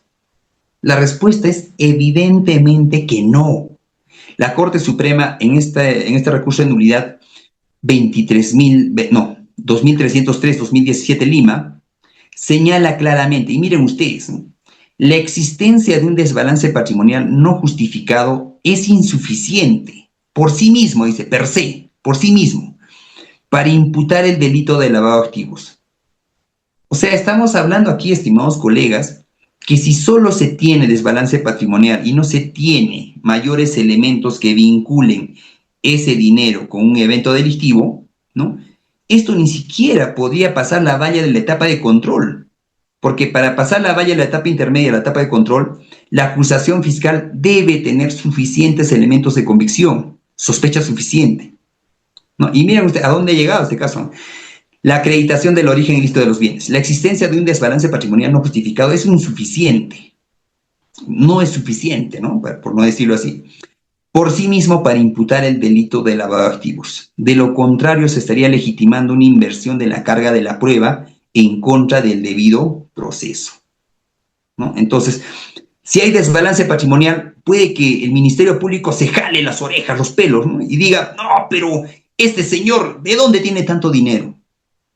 Existen otro tipo de procesos, ¿no? Por ejemplo, un proceso de extinción de dominio tranquilamente podría darse, digo, pero lavado de activos no. Pero Omar, a ver, en cristiano, ¿qué significa esto? Que el desbalance patrimonial, y miren ustedes esto, no es un elemento del tipo penal. Ahí está, porque hemos desarrollado actos de conversión y transferencia, y es más, los 3 tipos penales. El desbalance patrimonial no es un elemento del tipo penal de lavado de activos. Y miren ustedes, los actos constitutivos del tipo son exclusivamente conversión, transferencia, ocultamiento, tenencia. Y es más, se puede indicar que el desbalance patrimonial, porque es a posterior, ¿no? Es a lo más un indicio posterior que conjuntamente con la inferencia y el hecho indicado puede conformar una estructura, ¿no? De una prueba indiciaria. Pero no podríamos decir que si solo existe desbalance patrimonial, estamos hablando de lavado de activos, ¿no? Nuevamente, inversión de la carga de la prueba, ¿no? Y eso es, esa inversión de la carga de la prueba es muy delicado quizás. ¿Por qué? Porque si el Ministerio Público no acredita el origen ilícito, entonces tú acredítame pues el origen lícito. Así más o menos se está tratando lo que es la inversión de la carga de la prueba, ¿no? Yo creo que tú has estado en tal lugar. No, pero yo no he estado. Acredítame que no has estado, ¿no? Por ejemplo, vinculado a un tema de extorsión, sicariato, homicidio, robo. Miren cómo se maneja la inversión de la carga de la prueba. Un momento, por favor. ¿No? Entonces, es muy delicado esto. Ahora, si hablamos de la inversión de la carga de la prueba, ¿estaríamos hablando de un delito de abuso de autoridad por parte del Ministerio Público? La investigación ha sido negligente. ¿Podríamos hablar de un delito de omisión de funciones? Porque la debida diligencia está regulada en la ley de la carrera fiscal. Bueno, es muy delicado, entonces, si uno quiere ver este tipo de temas, siempre no dejemos de lado el derecho disciplinario, el derecho administrativo sancionador. ¿Por qué? Porque así como se nos acusa, podemos exigir ciertos estándares en el cumplimiento del deber fiscal. Muy importante esto. Entonces, ¿desbalance patrimonial? No. No, es muy importante esto. Miren ustedes, ¿no? Al hablar de desbalance patrimonial, en el Perú, donde la informalidad supera el 70-80% en muchas regiones, ¿no? Podríamos llegar a inferir de que cualquier persona tendría desbalance patrimonial. Un ejemplo, un agricultor. ¿Cómo él podría acreditar que sus terrenos han generado tanta cantidad de vegetales? ¿Cómo? Miren ustedes, ¿cómo podría un comerciante acreditar que con la comercialización de ciertos productos, por ejemplo, de primera necesidad, o un transportista, ¿no?, que realice una serie de servicios, cómo podría acreditar un origen lícito, ¿no? Un origen regular, llamémoslo así mejor, si nunca han bancarizado sus ingresos? Miren ustedes, o sea, tranquilamente, si uno investiga a un agricultor, a un comerciante, se va a llevar con la sorpresa de que este comerciante, este agricultor, este transportista, tiene su casita, tiene su vehículo, pero jamás va a poder demostrar ingresos regulares, ¿no? Entonces, como no se demuestra el ingreso regular de este dinero, definitivamente va a arrojar un desbalance patrimonial. Porque, ¿qué hacen nuestros amigos, los contadores? ¿No? Agarra, a ver, extracto bancario, ¿no? De tal fecha a tal fecha, ¿cuánto movimiento realizó? Canasta de vida, ¿no? ¿Cuánto el costo de vida? Ahí uno hay desbalance patrimonial.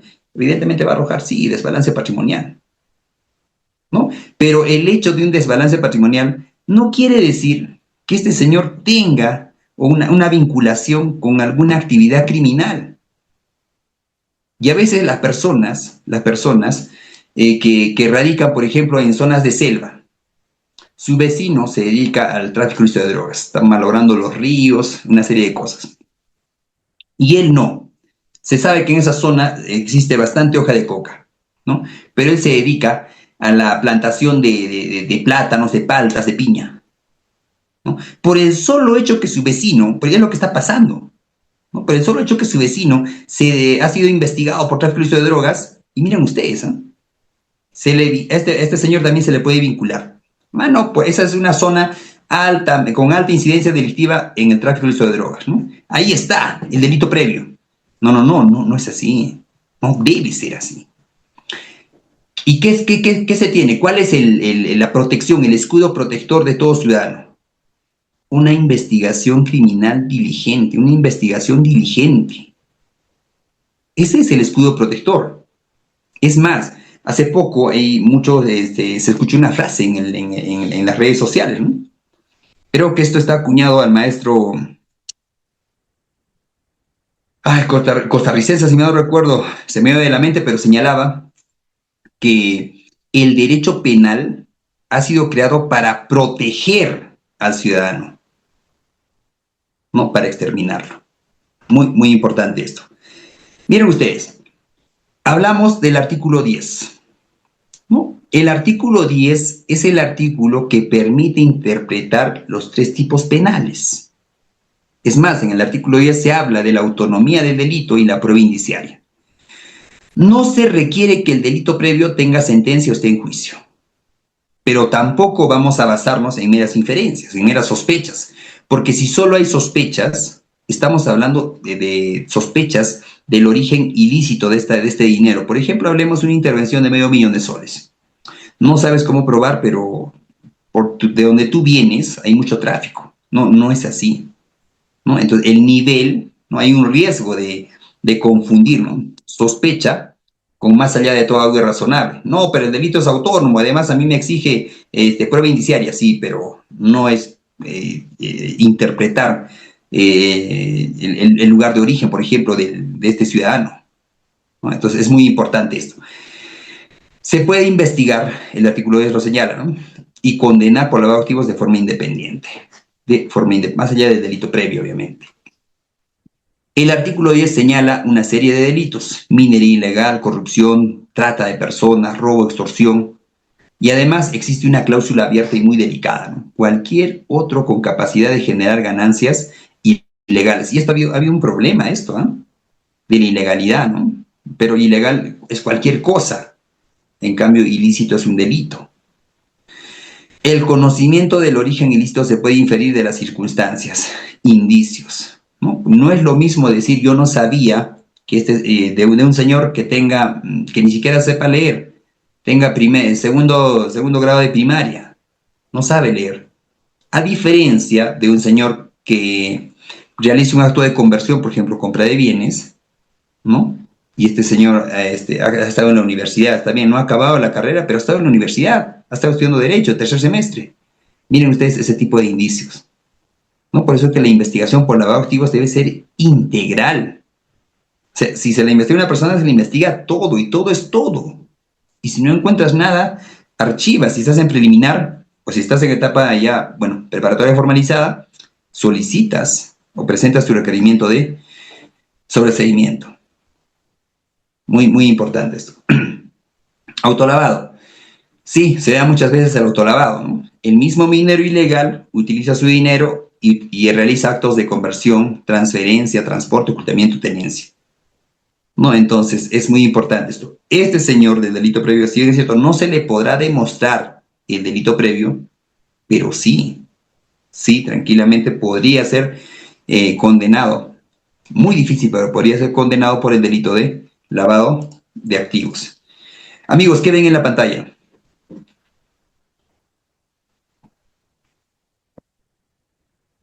Es la Amazonía. Es la Amazonía.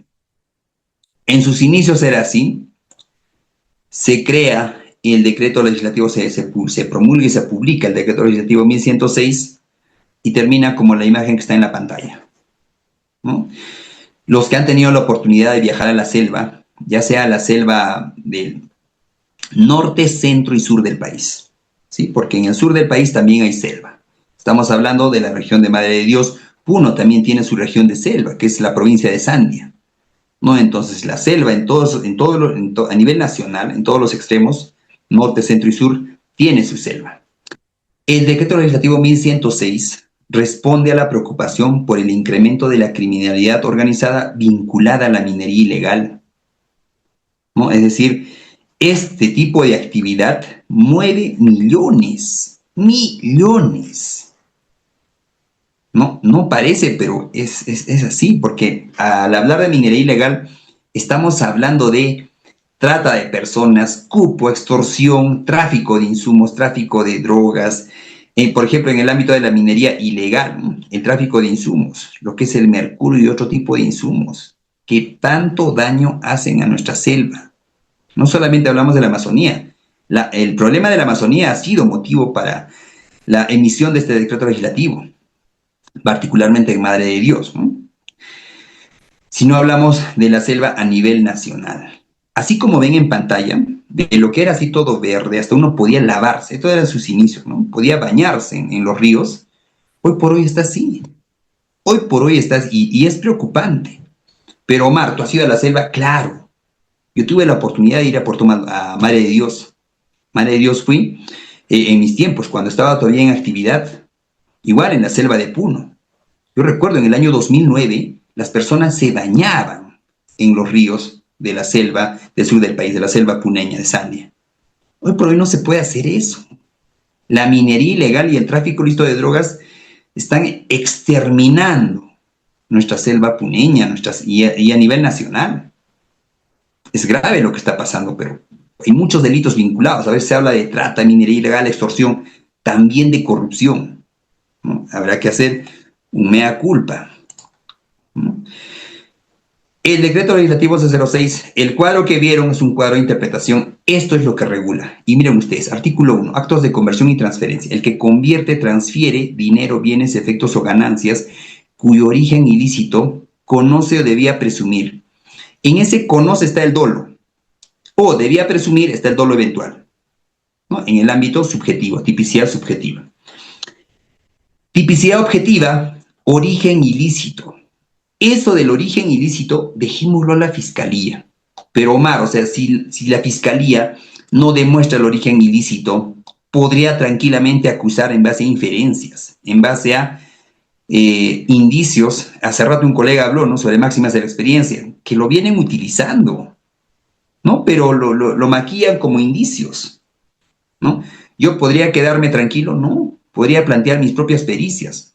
Una de las pericias es una pericia antropológica cultural forense, para poder demostrar que no conocía y tampoco podía presumir. Hasta podría ofrecer una pericia lingüística forense, un análisis de semiótica textual, si han encontrado mensajes en mi texto, en mis correos electrónicos, qué sé yo, en mi equipo celular. No, la pericia lingüística forense o la antropología cultural forense interpreta esas circunstancias de comunicación, ¿no?, para que las autoridades encargadas de la investigación, como Ministerio Público y Policía, no interpreten de manera incorrecta una realidad. Muy importante esto. Omar, dijiste que el lavado de activos es de tendencia interna trascendente. Sí. Miren ustedes, bienes o efectos cuyas ganancias, cuyo origen ilícito, tipicidad objetiva, el Ministerio Público debe acreditar el origen ilícito, el delito fuente, ¿no? En base a indicios, evidentemente, porque si se tiene prueba, ya se les estaría procesando, ¿no? Por ese delito. Conoce debe presumir, tipicidad subjetiva, dolo eventual, con la finalidad de evitar la identificación de su origen, su incautación o decomiso. Aquí radica la tendencia interna trascendente. O sea, no solamente se requiere dolo o dolo eventual, sino se requiere una tendencia interna trascendente. ¿Cuál es? Con la finalidad. Ese conocer o debía presumir debe tener un fin, evitar la identificación de su origen.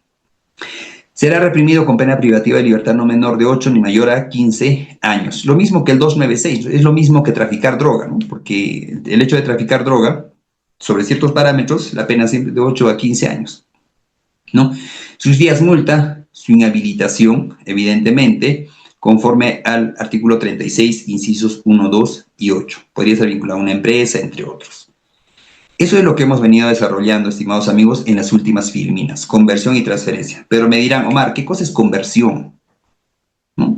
Conversión, del latín conversio, siempre la V, si hay un latín y está en cursiva, la V se pronuncia como uno, del latín conversio, que significa acción de dar vuelta o girar completamente. O sea, sugiere un cambio radical. El ejemplo más clásico es dinero por terreno, por casa, por empresa. Cambio el dinero por algo, le cambio la naturaleza. La Real Academia Española señala que conversión es transformar o mudar algo en otra cosa distinta de lo que era. Dinero por bien. En materia penal implica alterar la naturaleza, forma o apariencia del activo ilícito. Mutar bienes, entre otros, ¿no? Se ubica principalmente en la fase de colocación y con mayor incidencia en la fase de estratificación. Eso es muy importante, ¿no? El delincuente recolecta el dinero sucio e inicia la operación para introducirlo al sistema, ¿no? Podría decirse que es un tipo de conversión artesanal rápida, ¿no? El hecho de adquirir bienes. Muy importante esto. Ejemplos de conversión: cambio de billetes de baja denominación, ¿no?, por otros de alta denominación. Compra de dólares, ¿no? Compra de bienes muebles, compra de, por ejemplo, oro, ¿no? Muchos he visto economistas que recomendaban, ¿no?, en términos generales, que una buena manera de proteger el patrimonio es la compra de este mineral, ¿no? Palabras más, palabras menos, en el ámbito delincuencial también, han hecho caso a esa recomendación y se puede utilizar para guardar el dinero, quizás darle un valor adicional, ¿no? La compra de oro, muy importante esto. Compra de bienes inmuebles, entre otros. En el ámbito moderno, compra de criptomonedas o divisas extranjeras, se da, no quiere decir que en el Perú no se dé, ¿no?, porque esta compra se da a través de la web, ¿no? Y sabemos que a través de la web podemos comprar bienes en el otro lado del mundo. Muy importante esto. E inclusive utilizando a testaferros, ¿no? Transferencia, mover, llevar a otro lado. Tengo el dinero y lo llevo a otro lado. Por lo general se da en temas de depósitos. La Real Academia Española habla de transferencia como aquello de pasar o llevar algo desde un lugar a otro, ceder o renunciar a algo en favor de otra persona. Muy importante esto. Representa el movimiento o circulación de bienes para alejarlos de su origen criminal. Por lo general, depósitos, ¿no? Muy importante esto. Se habla de la estratificación buscando borrar el rastro, ¿no? Se puede hacer depósitos en el extranjero, depósitos en países extranjeros también, muy importante, paraísos fiscales, ¿no? Múltiples transacciones, hablamos de pitufeo en determinada filmina, intermediarios, cesión de títulos, entre otros. Ejemplos clásicos: transferencias electrónicas entre cuentas nacionales y extranjeras, ¿no? Endoso de cheques ilícitos, participaciones en empresas, donaciones, que es esto también de moda, eso de la donación entre familiares, muy importante, aportes de capital ficticios, facturación de servicios inexistentes entre empresas vinculadas. Este es un clásico. Las dos últimas líneas, estimados colegas, es un clásico. Es un clásico. Bueno, la tendencia interna trascendente es siempre el resultado adicional, ¿no? El resultado adicional, evitar la identificación, incautación o decomiso de este dinero de origen ilícito. La tipicidad objetiva siempre, origen ilícito, esa es la tipicidad objetiva. El Ministerio Público tiene que acreditar.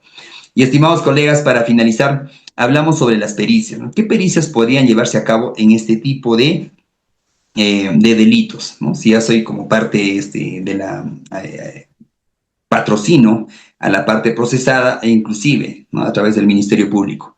Una pericia contable, relación a entidades financieras, a personas jurídicas, una pericia financiera y económica relacionada a personas, esto es como recomendación, no es que haya un manual para este tipo de delitos, ¿no?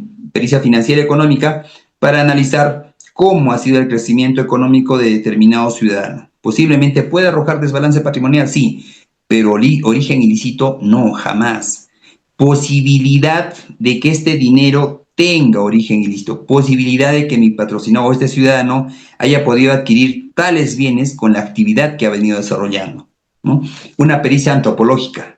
En la pericia antropológica se habla de la cultura, ¿no? Específicamente una pericia antropológica cultural forense. Va el antropólogo y analiza el contexto cultural de determinado lugar.